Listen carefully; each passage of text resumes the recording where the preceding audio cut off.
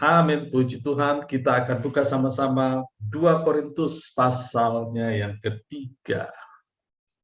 Ayat 1, 2 Korintus 3 ayat 1, adakah kami mulai lagi memujikan diri kami, atau perlukah kami seperti orang-orang lain menunjukkan surat pujian kepada kamu atau dari kamu? Ya, jadi Paulus sedang berargumentasi dengan orang-orang Korintus ini, bukan argumentasi, sedang berbicara kepada orang-orang Korintus. Ternyata ada topik yang dibicarakan, yaitu soal surat pujian, atau artinya ini pelayanan kami ini patut dipertimbangkan atau tidak, gitu ya. Ayat 2, kamu adalah surat pujian kami yang tertulis dalam hati kami. Dalam bahasa Inggrisnya, you are epistle. Jadi kamu atau jemaat Tuhan adalah epistle atau surat atau buku yang tertulis di dalam hati uh, di dalam hati dari rasul-rasul itu, khususnya Rasul Paulus, yang dikenal dan dapat dibaca oleh semua orang. Tentu Rasul Paulus ingin yang terbaca oleh semua orang adalah jemaat-jemaat yang penuh dengan kehidupan Kristus. Ya.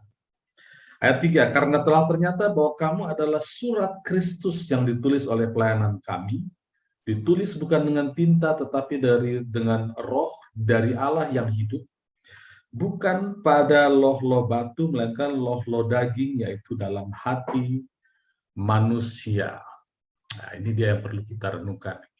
Ternyata, Bapak Ibu Saudara, kegiatan ibadah kita mendengarkan firman itu bukan sekedar satu ritual biasa, gitu ya, sehingga khotbah itu menjadi satu bagian yang disepelekan, yang bisa kita dengan suka-suka kita menukar-nukar pembicara atau pokoknya ada dalam satu pertemuan ibadah harus ada khotbah tanpa pengertian yang jelas. Di sini dikatakan ternyata bahwa renungan firman Tuhan, khotbah itu adalah satu tulisan spirit di dalam hidup kita. Ini penting sekali. Ya. Jadi Bapak Ibu Saudara, yang harus kita cari ke waktu-waktu ke depan, ya, mulai sekarang ke waktu-waktu ke depan, karena masa lalu bukan milik kita, kita tidak boleh akses. Tetapi waktu yang sekarang dan ke depan itu adalah milik kita. Itu kita harus usahakan supaya setiap pelayanan di mana kita duduk di bawahnya, itu adalah pelayanan yang menuliskan Kristus dalam hati kita. Menurut konteks ayat ini. Mengapa? Karena pada waktu kita lahir baru, kita disepersatukan dengan roh Allah, sehingga roh kita menjadi satu dengan roh Dia. Itu adalah satu substansi yang ada di dalam diri kita. Jadi kalau setiap kita terdiri dari roh, jiwa, dan tubuh, maka roh kita itu sudah menyatu dengan roh Kristus yang sempurna. Roh yang pernah membangkitkan Lazarus, roh yang pernah membangkitkan 3 kali Tuhan Yesus membangkitkan orang, roh yang pernah membuat orang lumpuh berjalan, orang buta melihat, roh yang pernah memultiplikasikan roti dan ikan, roh yang sama tinggal di dalam kita. Sekarang masalahnya adalah kita tidak tahu dan tidak bisa merasakan roh itu. Satu-satunya jalan untuk kita mengerti bahwa roh itu ada di dalam kita adalah dengan tulisan-tulisan spirit yang dilakukan oleh para rasul dan gembala.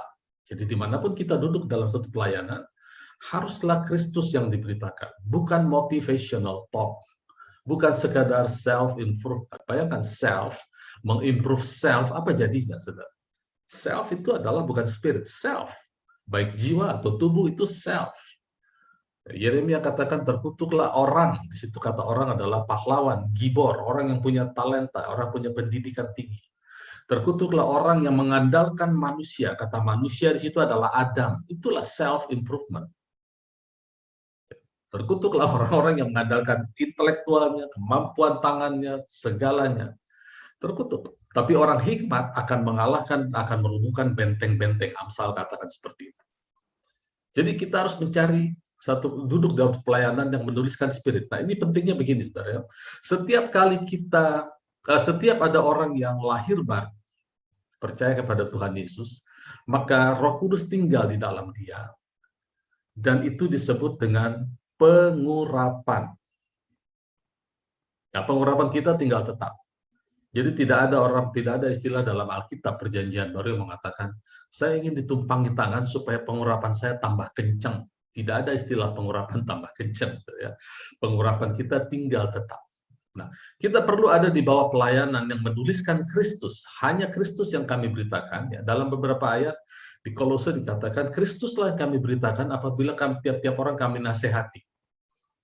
Kristus yang menjadi sumber pemberitaan. Di Korintus juga dikatakan Kristus menjadi sumber pemberitaan. Kristus, mengapa harus Kristus? Karena Kristus yang ditinggal dalam hati kita, bukan yang lain. Bukan motivational talk.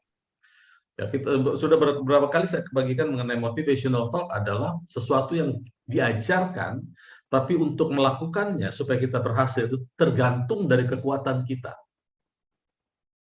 Ya, misalnya bagaimana kita bekerja bagaimana kita melakukan usaha supaya uang bekerja untuk kita, itu tergantung kekuatan kita. Ada yang berhasil, ada yang tidak. Ya, bukan jelek, tapi tergantung kekuatan kita. Tetapi kalau Kristus dan prinsip-prinsip iman yang diajarkan, maka itu akan satu paket dengan berita itu, dengan perkataan itu. Nah, apa yang mau saya sampaikan di sini adalah kenapa kita perlu selalu menjaga telinga kita ada di bawah pelayanan yang menuliskan Kristus di dalam hati kita, karena dari situlah nanti kita dapat kekuatannya.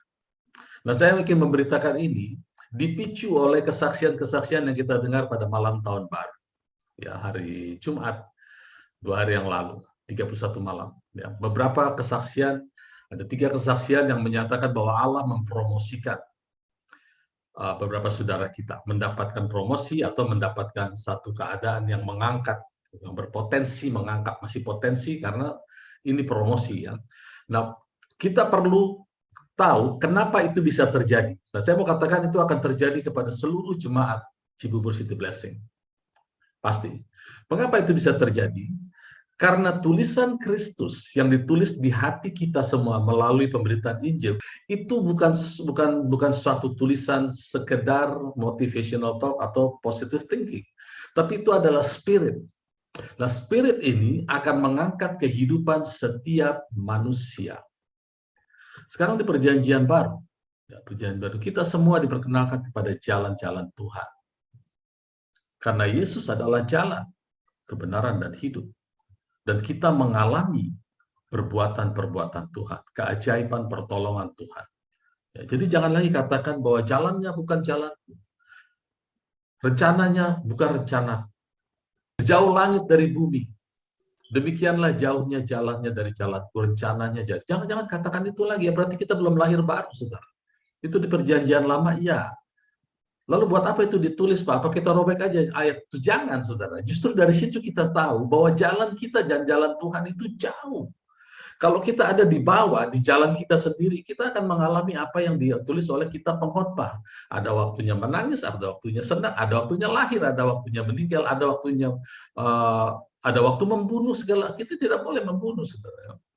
Jauh sekali jalan Allah dan jalan kita. Justru Yesus datang supaya jalan Allah menjadi jalan kita, rencana Allah menjadi rencana kita. Itu sebabnya kita perlu ditulis oleh hukum-hukum Kristus. Nah, setiap kali kita mengalami ditulis oleh hukum-hukum Kristus, kita ada di bawah pengajaran yang mengatakan janji-janji Allah di dalam Kristus jangan pernah ditolak, saudara, ya. Kalau belum mengerti, diamkan saja, lalu tanya, Tuhan apa maksudnya, ajari aku. Jangan langsung, ya tapi, jangan, saudara. Karena ada saatnya perkataan itu akan mempromosikan kita. Waktu kita dipromosikan oleh perkataan itu dalam hidup kita, manifestasinya bisa macam-macam. Maka next-nya, kita harus tetap duduk di bawah pelayanan itu untuk mendengar bagaimana melakukannya. Jadi jangan kita langsung terburu-buru, meninggalkan segalanya, meninggalkan kasih mula-mula istilahnya, apa yang pernah kita lakukan. Lalu kita mulai mencari tahu bagaimana makanya, maka kita akan salah di dalam berjalan. Ya. Saya akan sharing lagi apa yang pernah saya sharingkan mengenai bagaimana kalau kita terburu-buru, ya, lalu tidak mempertahankan status kita atau tidak mempertahankan kebiasaan kita, kasih kita kepada Tuhan, maka kemungkinan gagal itu sangat besar dalam hidup kita. Kita belajar dari tokoh Musa. Ya, saya pernah bagikan ini beberapa tahun yang lalu, kalau salah tahun 2015-an gitu ya, tentang tokoh Musa. Dan kalau nonton film 10 Perintah Tuhan, Kita lihat di situ bahwa Musa itu dari kecil lahir itu sudah ada di dalam rencana Allah. Ada Allah bekerja di balik layar yang Musa juga tidak tahu. Waktu dia lahir itu pada bersamaan dengan pada saat bangsa Mesir akan menghancurkan keturunan bangsa Israel dengan cara membunuh semua bayi laki-laki supaya tidak ada power di dalam bangsa Israel. Tapi justru penyelamat yang lahir yang akan menyelamatkan bangsa Israel itu dipelihara oleh Mesir yang notabene akan menghancurkan bangsa Israel, semua laki-laki bangsa Israel. Bayangkan itu, ya. Strategi yang sangat sangat luar biasa dari Tuhan itu justru menyiapkan penyelamat dipelihara oleh sistem yang ingin menghancurkan bangsa Israel.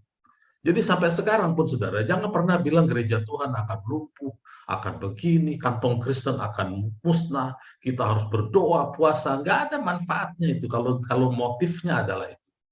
Motif kita berdoa atau berpuasa atau memberitakan Injil adalah karena didorong oleh perintah Tuhan, bukan karena melihat keadaan. Ya. Nah, kita lanjut lagi cerita mengenai Musa. Pada waktu Musa besar, ya, satu kali dia ingin mengunjungi saudara-saudaranya, dia lihat ada orang Israel, ada orang Mesir menganiaya bangsa Israel. Lalu dia bunuh orang Mesir itu. Kita lihat kejadian ini sebagai kejadian yang kebetulan. Ya. Musa sedang keluar dari istana, ya, sebagai seorang anak yang dibesarkan di dalam hikmat orang Mesir. Dia datang melihat budak-budak sedang bekerja, tiba-tiba dia lihat ada orang Israel dianiaya orang Mesir, lalu dia bunuh orang Mesir. Lalu orang Mesir itu, lalu dia ketahuan oleh berita itu diketahui oleh Firaun dan dia takut lalu lari. Setelah lari baru Tuhan datangi dia di Gunung Sinai melalui semak yang terbakar. Nah, kita lihat sepertinya kebetulan, tapi itu bukan kebetulan. Kita harus ingat bahwa di balik semua itu Allah bekerja memakai Musa, tapi Musa melakukan sesuatu ini yang akan saya sharingkan lagi untuk pelajaran bagi kita, bagaimana kita memulai segala sesuatu dengan Tuhan. Mari kita selesaikan bersama-sama Tuhan, karena segala sesuatu yang Tuhan promosikan untuk kita itu sifatnya selalu sesuatu yang tidak bisa kita selesaikan hanya dengan network dan sumber yang kita punya. Kita perlu Tuhan. Ya, kita buka dari pertama dari kita Kejadian 15 ayat 13. Cerita ini berawal dari pada saat Tuhan memberikan janji kepada Abraham. Ya, saya bacakan secara cepat. Firman Tuhan berkata kepada Abraham, ketahuilah dengan sesungguhnya bahwa keturunanmu, jadi belum ada Israel waktu itu, ini Abraham, kakek moyang dari bangsa Israel. Ketahuilah dengan sesungguhnya bahwa keturunanmu akan menjadi orang asing dalam satu negeri yang bukan kepunyaan mereka, dan bahwa mereka akan diperbudak dan dianiaya. Ada dua hal. Kalau diperbudak saja masih mending, ya. Diperbudak ada salary-nya, ada gajinya. Tapi dianiaya itu nggak ada gajinya. Yang ada adalah kerusakan tubuh jasmani. Mereka akan diperbudak dan dianiaya 400 tahun lamanya.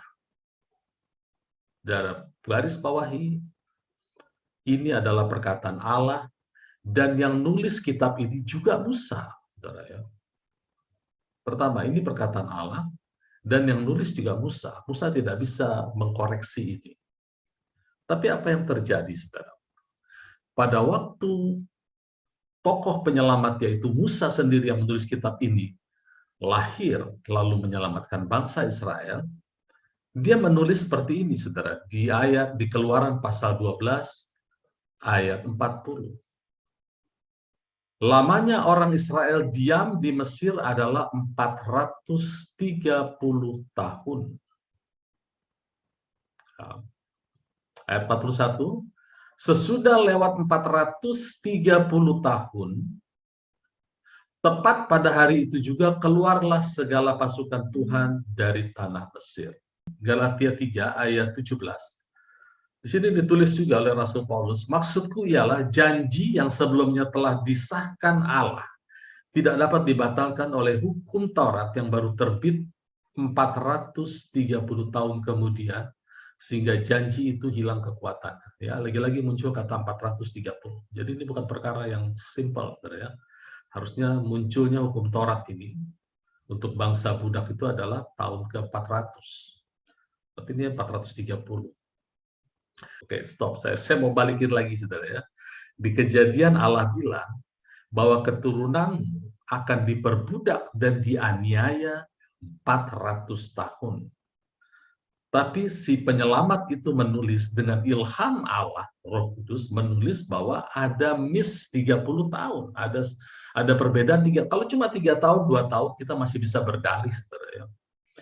Itu cuma maksudnya kurang lebih 400 tahun, Pak. Tapi kalau sampai 30 tahun itu ada sesuatu yang perlu, yang ada satu pesan yang perlu kita pelajari, pesan Tuhan. Apa yang terjadi selama 30 tahun? 30 tahun, saudara, ada bonus diperbudak dan dianiaya 30 tahun itu nggak main-main sebenarnya. Itu bukan perkara ringan. Kalau 400 tahun diperbudak dan dianiaya terus keluar pada tahun 403 atau 405 masih oke. Tapi kalau keluarnya 430 tahun itu ada yang terjadi sesuatu yang kita mau pelajari bersama. Ya. Nah, selalu yang kita pikirkan begini, Musa ini terjadi secara kebetulan, lari ke padang gurun lalu 40 tahun, ya dia lari berarti pada tahun ke-390 sebelum janji Tuhan kepada Abraham. Ya, pada tahun ke-390, kan katanya 400 tahun, ya. Berarti pada tahun ke-390 Musa melakukan sesuatu yang perlu kita lihat apa yang terjadi, sehingga dia harus lari 40 tahun. Jadi 390 tambah 40 menjadi 430. Kita semua harus belajar untuk mempercayai setiap firman yang tertulis dan apa maksud di balik itu. Jadi kenapa saya katakan begini? Akan ada orang-orang yang bilang gini, Pak, Tuhan bilang 400 tahun itu kurang lebih, Pak. Kurang lebih aja. Jadi kalau 430 tahun, ya itu nggak usah dipermasalahkan, Pak. Tidak, bagi saya penting. Karena 30 tahun itu adalah dampaknya besar bagi bangsa Israel. 30 tahun dianiaya, extend dianiaya itu bukan hal main-main. Apa yang Musa perbuat sehingga ada bonus penganiayaan dan perbudakan selama 30 tahun. Ini yang menjadi pelajaran untuk kita hindari supaya kita tidak masuk ke dalam kebodohan dan kita bisa redeem time, ya, menebus waktu supaya jangan kita terlalu lama di bawah kehendak dunia. Nah, kita lihat sekarang ayatnya satu persatu. Ya. Di Keluaran pasal 2 ayat 11, ya, kita lihat peristiwanya dulu.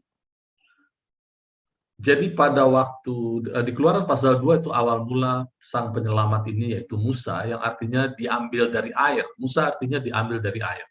Air bicara penghukuman, Musa adalah orang yang diambil menyelamatkan dari penghukuman, keluarlah juru selamat.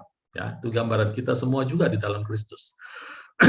Ayat 11, Keluaran 2 ayat 11, pada waktu itu ketika Musa telah dewasa, ia keluar mendapatkan saudara-saudaranya untuk melihat kerja paksa mereka, lalu dilihatlah seorang Mesir memukul seorang Ibrani, seorang dari saudara-saudaranya itu. Ia menoleh ke sana, ke sini. Ketika dilihatnya tidak ada orang, dibunuhnya orang Mesir itu, disembunyikannya mayatnya dalam pasir. Keesokan harinya ia keluar lagi, didapati 2 orang Ibrani tengah berkelahi. Ia bertanya kepada yang bersalah itu, mengapa kau pukul temanmu? Tapi jawabnya, siapa yang mengangkat engkau menjadi pemimpin hakim atas kami? Adakah engkau bermaksud membunuh aku sama seperti engkau telah membunuh orang Mesir itu? Musa menjadi takut sebab pikirnya tentulah perkara itu ketahuan. Ya, Musa menjadi takut. Ya, lalu dibilang ketika Firaun mendengar perkara itu dicari ikhtiar untuk membunuh Musa. Saudara, saya percaya kalau Musa datang kepada Firaun dan berkata apa adanya, dia tidak akan dibunuh karena dia adalah orang nomor orang sesudah Firaun, orang besar, ya, anak kerajaan, pasti tidak akan dibunuh. Tapi apa yang diterangkan oleh Alkitab di dalam kitab di Kisah Para Rasul 7 ayat 24, ketika itu ia melihat seorang dianiaya oleh seorang Mesir, lalu ia menolong dan membela orang itu dengan membunuh orang Mesir. Nah, kita mengira bahwa Musa membunuh orang Mesir itu adalah kebetulan. Ya. Tapi di sini dikatakan, pada sangkanya, ayat 25, saudara-saudaranya akan mengerti bahwa Allah memakai dia untuk menyelamatkan mereka. Tetapi mereka tidak mengerti. Artinya ada yang memotivasi Musa untuk melakukan pembunuhan itu. Dia ingin membela bangsanya. Dikiranya bangsanya akan mengerti, lalu akan menerima dia sebagai calon juru selamatnya. Ya. Berarti ada sesuatu yang terjadi sebelum peristiwa ini. Musa tahu, nanti akan dipertegas lagi dengan ayat yang lain. Ya. Saya akan bacakan lagi di Keluaran pasal 4 ayat 10. Ketika Musa dipanggil Tuhan ke ke Gunung Sinai pada waktu dia menggembalakan setelah pelariannya selama 40 tahun, lalu Musa melihat ada semak yang terbakar, lalu Tuhan mengatakan, aku sudah mendengar jeritan umatku, pergi ke Mesir selamatkan umatku. Lalu terjadi dialog. Nah, dalam salah satu dialog itu Musa mengatakan sesuatu yang menjadi petunjuk bahwa kisah Rasul ayat 7 yang kita baca adalah benar. Memang Musa tahu bahwa dirinya adalah utusan Allah. Jadi semua yang dia lakukan bukan kebetulan, dia tahu, saudara. Kita baca Keluaran 4 ayat 10. Lalu kata Musa kepada Tuhan, Tuhan, aku ini tidak pandai bicara. Kita tahu bahwa pada waktu Musa bertemu dengan Allah di Gunung Sinai, itu yang dalam benak kita adalah itu pertama kali dia bertemu dengan Allah. Ya, karena selama di Mesir yang kita tahu tidak ada ceritanya, Alkitab tidak menceritakan. Lalu selama pelarian 40 tahun di padang gurun, tidak ada juga cerita dia bergaul dengan Allah, dan langsung dia ketemu dengan Allah dalam semak duri yang terbakar. Di sini dikatakan, Musa menjawab Tuhan, lalu kata Musa kepada Tuhan, Tuhan, aku ini tidak pandai bicara, dahulu pun tidak, dan sejak engkau berfirman kepada hamba-Mu. Oh, ini petunjuk yang penting, saudara. Sejak engkau berfirman kepada hamba-Mu pun tidak, sebab aku berat mulut dan berat lidah. Jadi ada masa di mana Tuhan berfirman kepada Musa sebelum dia membunuh orang Mesir dan lari kepada guru. Dia tahu dia adalah utusan Allah yang akan menyelamatkan bangsa Israel. Itu sebabnya waktu dia keluar, mungkin ini juga keluarnya secara kebetulan, tapi tindakan dia membunuh, membela bangsanya bukan kebetulan. Ada yang memotivasi dia untuk melakukan hal itu. Ya. Kita lihat lagi sekarang di kitab Ibrani. Ibrani itu bicara tentang iman, karena iman, karena iman, karena iman. Dan di sini juga dikatakan, karena iman, ayat 24, Ibrani 11 ayat 24, karena iman, maka Musa setelah dewasa menolak disebut anak putri Firaun. Perhatikan, karena iman, ya, untuk kita yang di komunitas ini, kita sudah belajar dari Alkitab, bahwa iman itu adalah Kristus, atau iman adalah perkataan Allah. Artinya karena perkataan Allah, maka Musa setelah dewasa menolak disebut anak putri Firaun. Ada perkataan Allah yang sampai kepada Musa. Bagaimana caranya kita tidak tahu, tapi paling tidak kita bisa melihat di Keluaran pasal 2, ya, dikatakan pada waktu Musa diselamatkan oleh anak putri Firaun, lalu putri Firaun itu dikatakan, adakah yang bisa menyusui anak ini bagiku? Lalu kakaknya mengatakan, ada ibu pengasuh yang bisa menyusui anak. Lalu dikatakan di situ, bawalah anak ini dan berikan dia susu. Untuk aku akan bayar. Ya, jadi Musa ini sudah yang harusnya dibunuh, malah dipelihara oleh sistem di kerajaan Firaun. Dibayar lagi. Ya. Jadi jangan takut, saudara, ya. Kalaupun ada malapetaka apapun yang menimpa gereja, ada Tuhan yang bekerja di balik layar. Tugas kita hanya mendengar firman Tuhan, biarkan hati kita ditulisi oleh firman hidup. Ya, itu pengaruhnya besar sekali, saudara, ya. Sangat besar pengaruhnya dalam kehidupan kita. Ya, kita lanjut dulu. Ayat 24 tadi mengatakan karena iman maka Musa setelah dewasa menolak disebut putri Firaun, karena ia, ayat 25, karena ia lebih suka menderita sengsara dengan umat Allah daripada menikmati kesenangan dari dosa. Bapak Ibu Saudara perhatikan, Musa melakukan itu bukan kebetulan. Musa melakukan membunuh bangsa Mesir bukan ada motivasi yang mendorong dia, yaitu dia ingin menyelamatkan umat Allah. Dari mana dia tahu?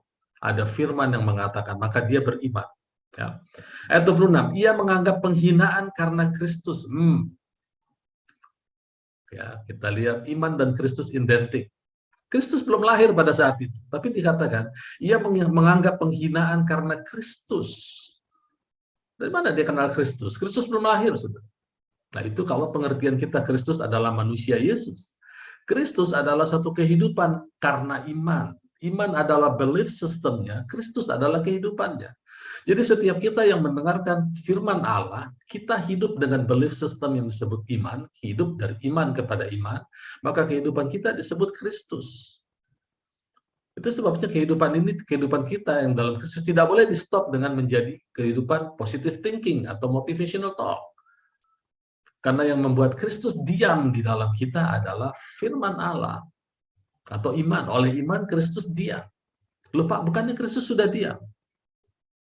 Kristus akan menjadi tidak berefek kalau kita tidak mendengar firman iman lagi.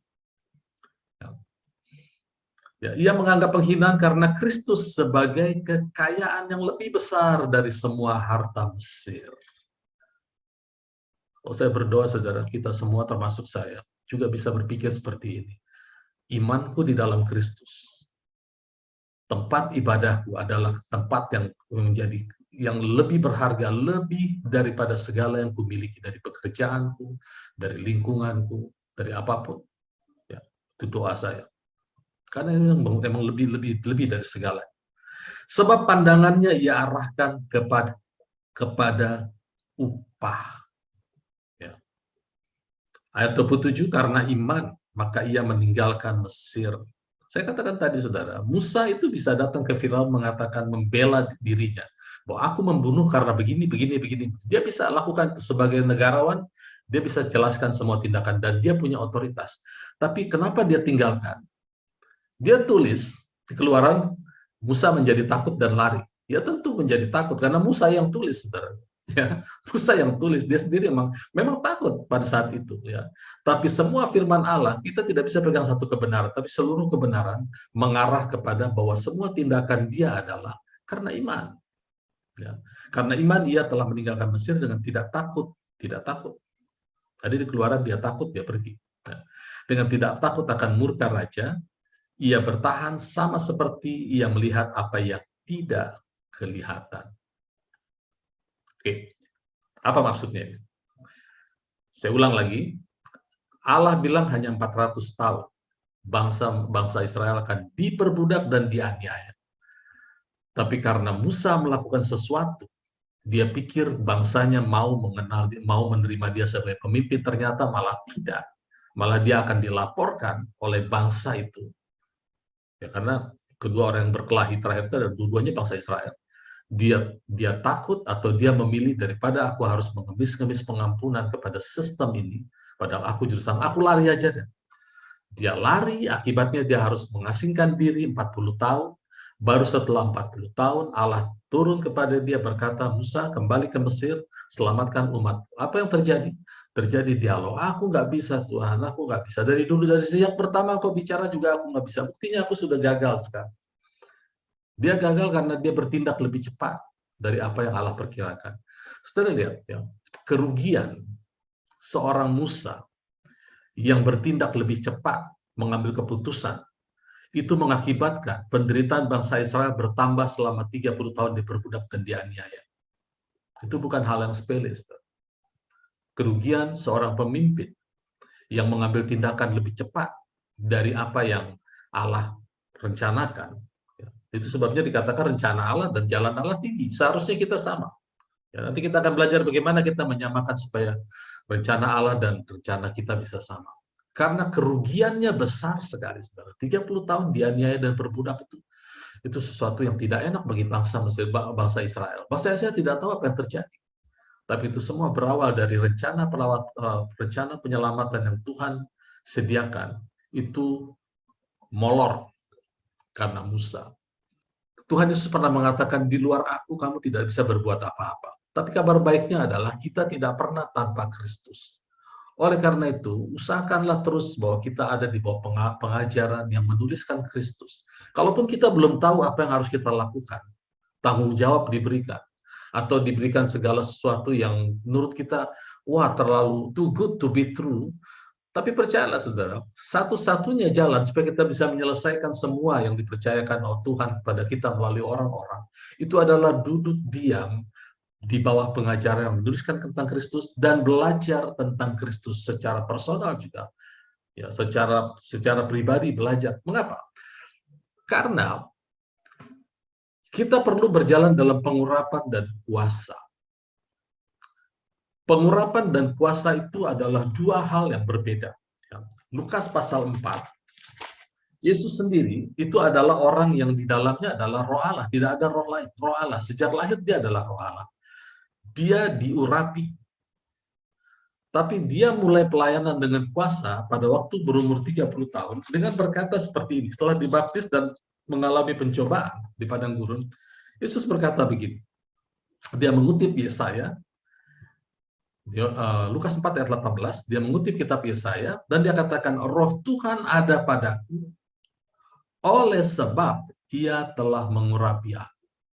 Ya, saya ulang sedikit lagi, bahwa setiap kali Alkitab mengatakan roh Tuhan ada padaku, atau roh Allah ada padaku, itu selalu bicara manifestasi kuasa.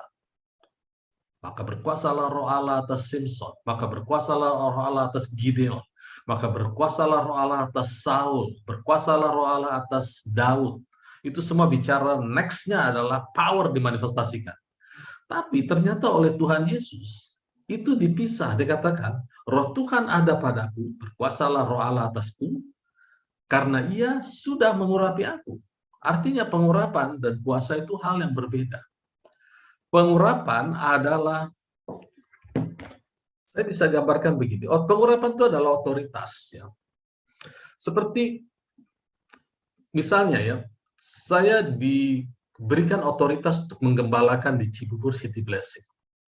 Maka saya dikasih surat ketetapan dari sinode, itu adalah otoritas yang diberikan untuk saya melakukan tugas penggembalaan. Ya, semua pendeta seperti itu, oleh sinodenya diberikan. Tapi next-nya, apakah saya mau berjalan dalam kuasa sebagai gembala di hadapan Tuhan, itu adalah pilihan.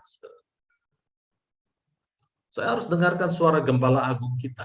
Karena Bapak Ibu Saudara adalah jemaat dari gembala agung, bukan jemaat saya. Saya diberi otoritas untuk menggembalakan. Maka saya harus berusaha sebisa mungkin. Pasti bisa karena di dalam Tuhan. Roh Allah yang bermanifestasi atas saya untuk menggembalakan Bapak Ibu Saudara. Tujuannya adalah menciptakan jemaat Tuhan yang bisa mendorong the gate of hell, atau mendorong pintu alam maut, supaya tidak mudah dimatikan oleh iblis. Yang kedua, saya sebagai pemberian dari Roh Kudus, itu harus menyatukan Bapak Ibu Saudara unity in faith, bukan in doctrine. Ya, unity in faith, satu dengan faith, satu dengan iman, satu dengan Kristus. Karena tanpa iman, dosa, ya, menyimpang. Tanpa Kristus, sia-sia hidup kita. Nah, keputusan saya untuk berjalan dengan kuasa ini harus dibarengi dengan saya membiarkan diri saya untuk melakukan personal feeding, makan firman Tuhan, supaya hanya firman Tuhan, hanya Kristuslah yang kuberitakan apabila tiap-tiap orang saya nasihati, supaya Kristus bermanifestasi. Karena manifestasi Kristus adalah epistel atau surat yang ditulis di dalam hati saya yang mengatakan, oh benar ya, apa yang saya beritakan ternyata bermanifestasi. Hamba anak-anak Tuhan diberkati, pekerjaan diberkati, keluarga diberkati, itu menjadi surat yang tertulis di hati saya. Sebaliknya, jemaat Tuhan itu menjadi surat yang tertulis dari Kristus yang dibaca semua orang. Jadi baik yang menulis maupun yang tertulis, semua sama-sama ditulis oleh Kristus. Baru dikatakan kita berjalan dalam otoritas dan kuasa. Nah, apa yang terjadi dengan Musa? Dia berjalan dengan otoritas, tapi mau melakukan dengan caranya sendiri. Dia bunuh orang Mesir. Saudara tahu bahwa membunuh itu tidak pernah benar di hadapan Allah. Tidak pernah. Sejak Kain membunuh Habil itu tidak pernah dibenarkan Allah. Menumpahkan darah itu tidak pernah benar. Sehingga Musa harus lari. Dia lari 40 tahun, baru Tuhan bisa pakai dia. Itu pun harus dibujuk.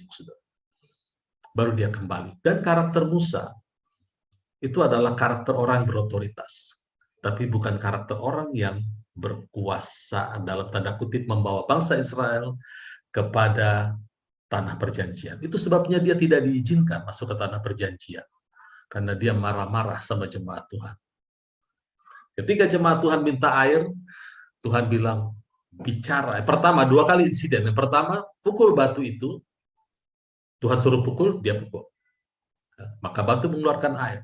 Tapi di 20 tahun kemudian, insiden yang kedua, Tuhan kali ini katakan, jangan dipukul, tapi bicara kepada batu, maka batu akan memberi minum. Dia tidak bicara, tapi dia pukul. Dan sambil mengata-ngatai jemaat Tuhan dikatakan, engkau umat bangsa yang durhaka. Karena disitulah Allah marah dan mengatakan, engkau tidak akan masuk ke tanah perjanjian. Itu satu-satunya alasan mengapa Musa tidak boleh masuk ke tanah perjanjian. Sudah tahu mengapa saya katakan bahwa Musa hanya berjalan dengan otoritas saja dan tidak berjalan dalam kuasa, dalam pengertian membawa bangsa ini ke dalam tanah perjanjian. Karena dia tidak mengatakan apa yang Tuhan katakan. Dia hanya tahu perkataan Tuhan. Pertama, waktu di tanah Mesir, dia tahu bahwa dia adalah orang yang diutus Tuhan. Tapi dia tidak melakukan dengan cara Tuhan, dia bunuh bangsa Mesir. Satu. Yang kedua, dia tahu semua perkataan Tuhan, dia selalu berhasil mengatakan kepada jemaatnya. Tapi selalu dimulai dengan gerutu, saudara. Ya. Dia selalu bilang, Tuhan, mengapa engkau perlakukan hamba-Mu seperti ini? Mereka marah kepadaku. Dia selalu berdialog seperti itu. Tapi Musa adalah orang yang paling lembut, dia kawannya Tuhan. Sampai pada titik kulminasinya, ketika Musa tidak mengatakan apa yang Allah katakan, Allah bilang, ya sekarang cukup Musa, sudah cukup. Kayaknya kalau kau kebawa masuk ke tanah perjanjian, bisa hancur bangsa, bisa error. Ya. Mungkin begitu Tuhan pikirnya. Maka digantikanlah Yosua, penggantinya. Orang yang selalu duduk dekat Musa, membawa bangsa itu ke tanah perjanjian. Dan Yosua menduduki tanah-tanah perjanjian, membagi-bagi tanah itu berdasarkan otoritas, yaitu surat yang ditulis oleh Musa, yang diterima dari Allah. Jadi Yosua melakukan itu bukan semena-mena, bukan penjajah. Dia datang ke tanah Kanaan, itu tanah perjanjian yang diberikan kepada Abraham, Ishak dan Yakub dan diturunkan kepada Musa. Yosua yang mengeksekusi. Yosua mengeksekusi dengan power. Bagaimana Yosua mengeksekusi? Dengan mendengar suara Allah dan melakukannya. Mendengar suara Allah, melakukan. Mendengar suara Allah, melakukan. Power. Power hanya keluar kalau kita mendengar suara Allah, melakukannya. Jadi Musa adalah otoritas, Yosua adalah power. Nah, Tuhan Yesus adalah berjalan dalam otoritas dan power. Di Lukas dikatakan orang-orang yang mengomentari betapa hebatnya perkataan dia ini. Dia mengajar dengan wibawa dan kuasa. Kata wibawa di situ adalah otoritas. Dia mengajar dengan otoritas dan kuasa. Sekarang Yesus ada di dalam kita. Di dalam kita ada otoritas dan kuasa. Pilihannya ada di kita. Kita mau mengeluarkan itu dengan kuasa otoritas atau kuasa kita sendiri. Balik lagi saudara, dari kesaksian yang malam tahun baru kita dengar, saya merasakan bahwa Tuhan akan mempromosikan kita. Dari mana dasarnya? Dari tulisan yang telah kita buat bersama, bahwa Tuhan adalah penyelamat kita. Tuhan adalah yang memberi kita keadilan. Tuhan mengampuni dosa kita. Tuhan yang memelihara kita. Tuhan yang promosikan kita. Dan itu disebut dengan pengurapan atau otoritas. Sekarang, ketika pengurapan itu akan bermanifestasi, kita mau menjalankannya dengan kuasa. Bagaimana caranya?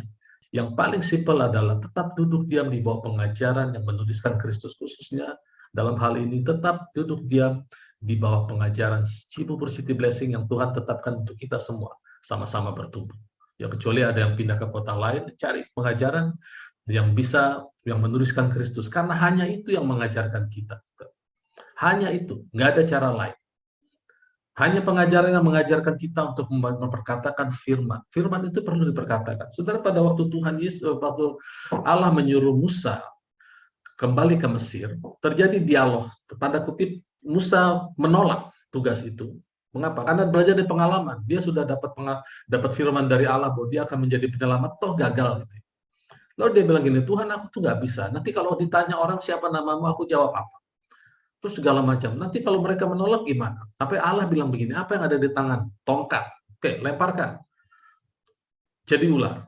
Lalu tangkap ekornya. Ya. Jadi tongkat lagi. Kemudian masukkan tanganmu ke kantong. keluarkan kusta, masukkan ke kantong lagi, keluarkan, sembuh. Gitu ya. Nah, orang macam-macam interpretasinya, tapi saya yang dari Allah saya dapatkan bahwa waktu Musa bertanya, konteksnya yang saya lihat, waktu Musa bertanya, kalau orang nanya engkau siapa Tuhan, bagaimana aku membuktikannya? Apa jawab? Bagaimana aku melakukannya? Tuhan hanya katakan, dengar perkataan. Kau punya apa? Tongkat, lempar, jadi ular, pegang ekornya. Nah, beberapa orang menerjemahkan, kalau megang ular itu harus di kepala, jangan di ekor. Karena di ekor nanti dia balik, dia magut, bisa mati. Enggak juga, saya bilang. Kalau orang yang nggak pernah megang ular, nggak akan, dia bisa berpendapat seperti itu. Tapi orang yang pernah pegang ular, saya tuh pernah pegang ular, saudara. Nangkap ular, saya pegang ekornya. Karena kalau kita pegang ekornya, kita bisa mengendalikan kepalanya ke kanan, kita balikin ke kiri. Kepalanya ke kiri, balik ke kanan, lalu kita pukul kepalanya, mati. Tapi kalau kita pegang kepalanya, saudara, dia bisa, itu kita memberi umpan tangan kita kepada mulutnya, kita bisa dipatok. Kalau kita kurang cepat bergerak, kita bisa dipatok. Hanya orang-orang yang ahli bisa melakukan itu. Tapi mereka yang awam, biasanya megang ekornya. Seperti saya awam, saudara, saya pegang ekornya untuk mengendalikan. Dia belok ke kiri, saya belokin. Akhirnya sambil pegang kayu, saya pukul kepalanya. Jadi bukan masalah nangkep ularnya, saudara. Dengar perkataan Tuhan. Itu pesannya. Lempar tongkatmu jadi ular, sekarang pegang ekornya jadi tongkat. Masukkan tanganmu jadi kusta, masukkan lagi, sembuh. Artinya bagaimana melakukannya, apa yang Tuhan perintahkan. Dengar suaraku, kata Tuhan. Ya, jadi ini bukan soal bagaimana nangkap ular, bagaimana bermain sulap, kusta menjadi tidak kusta. Bukan, dengar suara Tuhan. Karena suara Tuhan adalah suara hidup dan roh. Dan roh itu adalah selalu bicara power. Jadi waktu Musa menolak itu, Tuhan terus, saat dia bilang gini, Tuhan aku tuh dari dulu Tuhan bicara. Dari dulu, saya yakin dari dia di Mesir, Tuhan bicara, aku memang tidak petah lidah, lidahku berat. Tuhan bilang gini, kan ada Harun. Soalnya dibentak, kan ada Harun abangmu. Dia yang akan bicara. Bukan kamu. Kalau kamu nggak bisa bicara, nggak usah. Harun yang bicara. Firmanku harus terjadi, harus ada yang membicarakan. Aku nggak bisa bicarakan, Harun ada abangmu. Sekali lagi saya tangkap, saudara, harus ada yang membicarakan firman Tuhan. Ya mulut kita lah. Musa yang berdalih sama Tuhan, dia bilang, ada Harun, Harun yang akan bicara. Dan aku akan membuat engkau menjadi seperti Allah bagi Firaun. Wow. Waktu saya baca ini, kita anak-anak Allah. Kita dilahirkan dari firman, jadilah pengikut Allah. Tuhan juga bicara, engkau akan menjadi seperti Allah bagi dunia ini, bagi keadaan ini, bagi pandemi di masa ini, bagi masalah ekonomi di sekitar, bagi segala masalah, engkau akan menjadi Allah. Artinya Tuhan akan memanifestasikan kuasanya dalam hidup kita. Yang saya tulis di hati kita, di hati saya, dan di hati Bapak Ibu Saudara semua sepanjang tahun yang sudah lewat dan tahun ke depan, tetap Kristus sumber kesembuhanmu, Kristus sumber kekayaan, Kristus sumber pertolonganmu, tetap sama. Tapi metodenya, caranya beda-beda. Yang kita perhatikan adalah imannya, bukan metodenya. Dan ada orang-orang yang memang tidak berani memahami apa yang tertulis. Saya mau katakan, kalau kita tidak berani memahami apa yang tertulis, sudah pasti dia akan sulit sekali mendengar perkataan Tuhan yang audible. Akan sulit sekali dia memahami atau percaya kepada yang audible. Karena yang tertulis saja dia nggak percaya. Padahal yang tertulis itu disebut dengan otoritas. Segala sesuatu yang tertulis. Kalau Bapak Ibu Saudara pernah jadi mahasiswa, ya, tertulis di daftar universitas bahwa kita adalah mahasiswa, itu lebih kuat daripada perkataan rektor, kamu diterima di universitas ini. Belum tentu, saudara. Ya. Walaupun seorang rektor perguruan tinggi mengatakan, kamu bisa kuliah di tempat saya. Selama itu belum tertulis, belum tentu. Harus tertulis dulu. Semua tugas harus tertulis. Pengangkatan menteri, pejabat-pejabat negara harus tertulis.